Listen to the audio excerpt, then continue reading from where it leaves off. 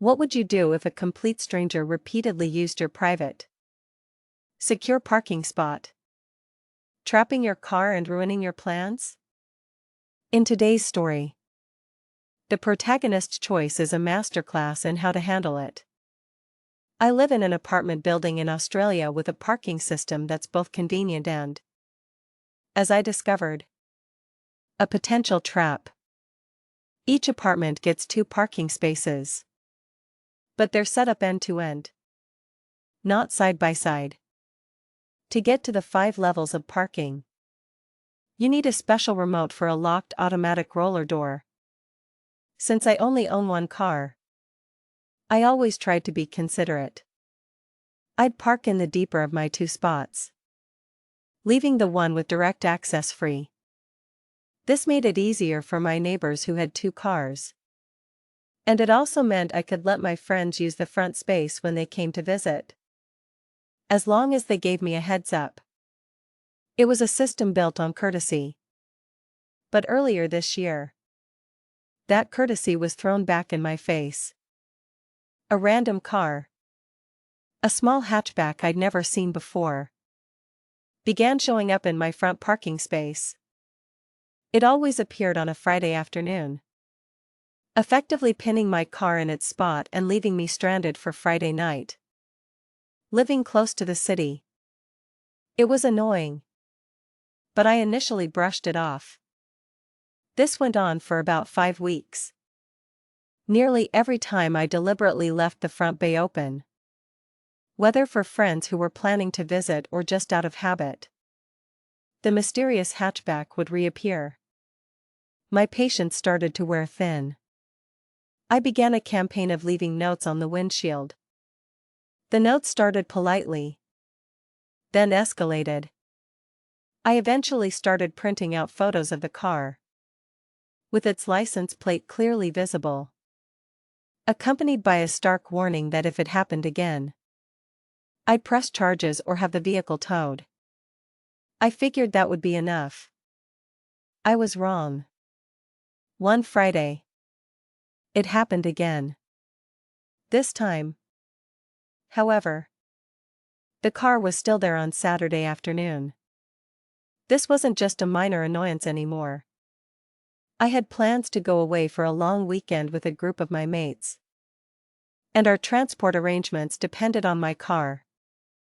My guess was the driver had a big Friday night, got drunk, and just decided to deal with their car later, with zero regard for the person they were blocking in. The proof was still there, the aggressive, final warning note I had left was sitting limply under their wiper blade, clearly unread or ignored. Enough was enough. It was time to follow through on my threat. I first called building management, who were unhelpful. Then I called a local towing company. Their response was a dead end. They explained that because my space was on the 3rd floor of the garage, with its low ceilings and tight corners, they couldn't get a tow truck up there. The police were no help either, stating that unless the car was there long enough to be legally considered abandoned, it was a civil matter. They did, however, confirm I was within my rights to have it moved, though that felt impossible. At this point, most people would be utterly defeated. I admit. For a moment, I considered just sitting on the hood of the car until the jackass owner returned, forcing a confrontation while my mates had to leave without me. But the driver of the little hatchback had made a critical miscalculation. They hadn't just inconvenienced me. They had interfered with a man who had the tools, the knowledge, and the friends to enact a truly unique form of justice. This reveals the offender's greatest fatal flaw, their arrogance.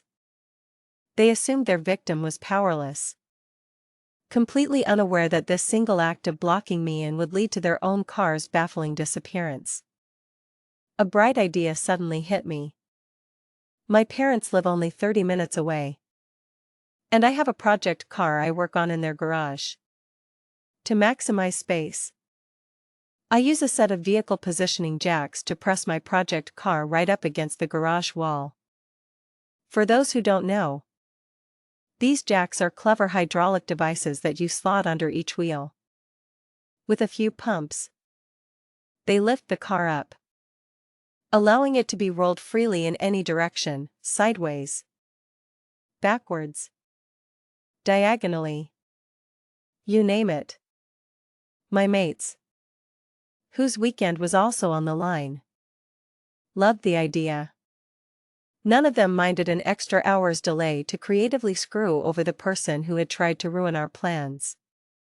So we drove to my parents' place, grabbed the 4 jacks, and returned to the apartment garage, ready for payback. Back at my spot, we got to work. We slotted a jack under each of the hatchback's wheels. With a few pumps of the hydraulic pedals, the car lifted silently off the concrete. The feeling was surreal. My friends, who had never seen these things in action, were amazed at how easily a car could be moved around. It took 6 of us, but we could have done it with 2. It was that effortless. We couldn't resist having a bit of fun, spinning the car around in circles as it slid in directions it was never meant to go, like something out of a dash cam video. Then, we began our mission. Slowly and carefully, we pushed the floating hatchback across the parking level. Our target was a small, unlit, and completely out of the way section of the garage. It was a dead-end spot behind a large, load-bearing pillar, where a guy on my level sometimes illegally parks his motorcycle. We figured he wouldn't mind the temporary change of scenery. We maneuvered the car perfectly into the space between the pillar and the back wall, positioning it nose first. Then we released the hydraulics, and the car settled back onto its tires. We had left it with maybe a foot of space between the car and the pillar, and another foot between the car and the wall. It was perfectly trapped. As a final touch, I retrieved my angry note from its windshield. We took the jacks, got in my now liberated car, and left to enjoy our weekend. The payoff was even sweeter than I imagined. When I came back on Monday afternoon, the car was still there. From the looks of it, the owner had returned and made a desperate attempt to get it out. The front wheels were turned at a sharp angle, different from how we'd left them. But their efforts were clearly unsuccessful. There simply wasn't enough room to maneuver.